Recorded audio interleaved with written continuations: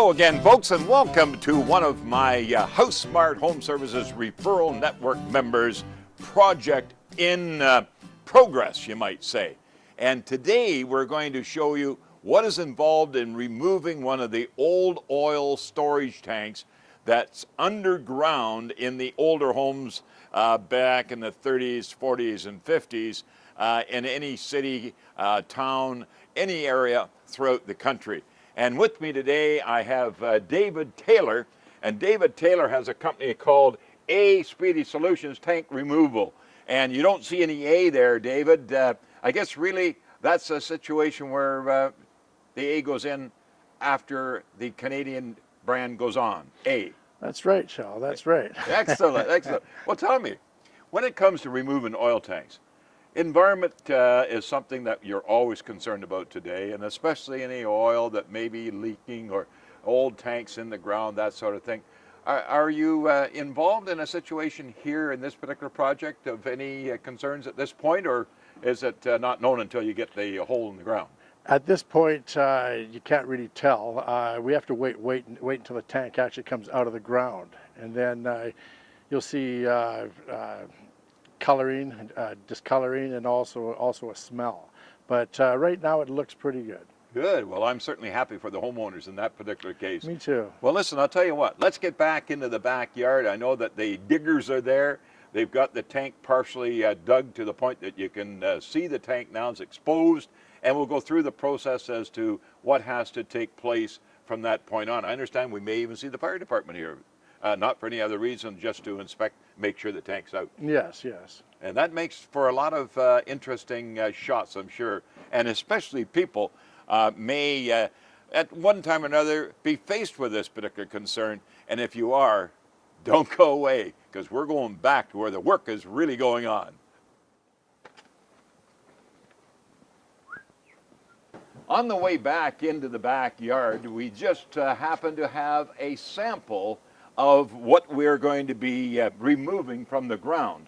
It's a miniaturized sample, and David, this particular tank here, I'm sure it's a very small miniaturized size, but all the rest of the items coming out of the tank, I would think, are full size. And the red pipe here, the blue pipe, and the two copper lines. Explain those items. Yes, this is the fill-up where the fuel goes into the tank. And this is the breather that goes up the side of the house. It's usually about maybe 5 to 6 feet.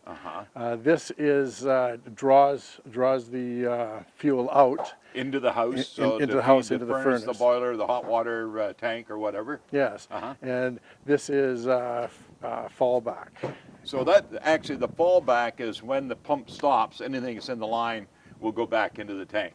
Yes. Okay, now the blue, the vent stack, quite a number of people will call me and they'll say, I know I have a pipe that comes up the side of the house, and I can recall when Mom or Dad had the oil tank filled, you could always smell the oil, and I guess that's where and why they call it the breather pipe. Yeah, fumes, yes. Yeah, yeah. Okay, well listen, let's get over to where the guys are digging the hole and really doing all the work today and see what's going on. Okay. Well, Dave, I'll tell you, how long have they been digging here? They've been here about 6 hours. So a couple of guys digging the tank to the point that it's exposed like it is there now? Yes. Now, what's going to be next? I can see the filler pipe. I can see the vent pipe heading off to the right leg there of the fellows doing the digging. What's next? Okay, what's going to happen next, he's going to scrape the top of the tank off, get it prepared to cut the top off. When they cut the top off, is there going to be any concerns, sparks, fire, anything of that nature? Well, there's going to be a lot of sparks, yes, because it's grinding the top off, cutting it off. This particular tank doesn't really have too much diesel in it. That's the fuel they use is diesel, and you pretty well got to worry about the fumes. But in this case, I don't think there's going to be any worry at all. We have, for our safety, we have a fan, we have a spotter, and also a fire extinguisher, just in case. Dave, they're getting ready here, and I thought it would be quite interesting to maybe bring up a very good point that under a deck, Is that common these days? It's getting to be more and more common. You have to remember these tanks have been in the ground for sometimes 50, 60 years. And what happens is that people go and they put a deck over it or something, and then you have to take the tanks out. My guys, they specialize under decks. It's a bit harder, but it's... The hole gets dug deeper quicker. That way they can get down into the hole and not be bumping their head on it. I think so. I think But so. originally, you were saying earlier that the distance from the house to the tank was 10 feet. Usually it's 10 feet, yes. So being close like that, what happens? People put up a deck, and it usually goes over the tank. Now the pump is being dropped into the tank in order to take off the small amount of oil that's on top of the water.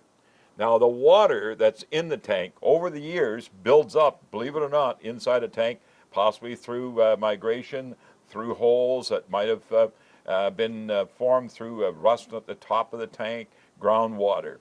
Now we can stand back and watch the sparks fly.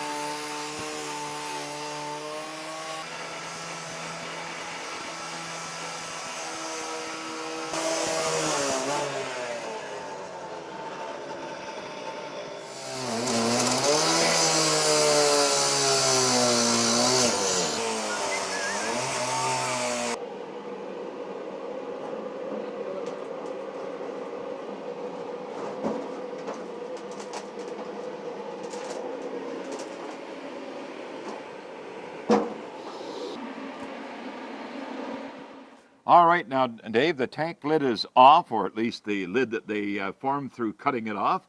And now the insertion of the pump. Where's it go from there? Okay, and then it's going to be taken to a treatment plant. Uh-huh. And then what's going to happen after the tank is pumped, it's going to be cleaned, and then cut up into pieces, and then the firemen are going to come and take a look and inspect it. Just to make sure that everything is out of the ground and everything's clean. Yes.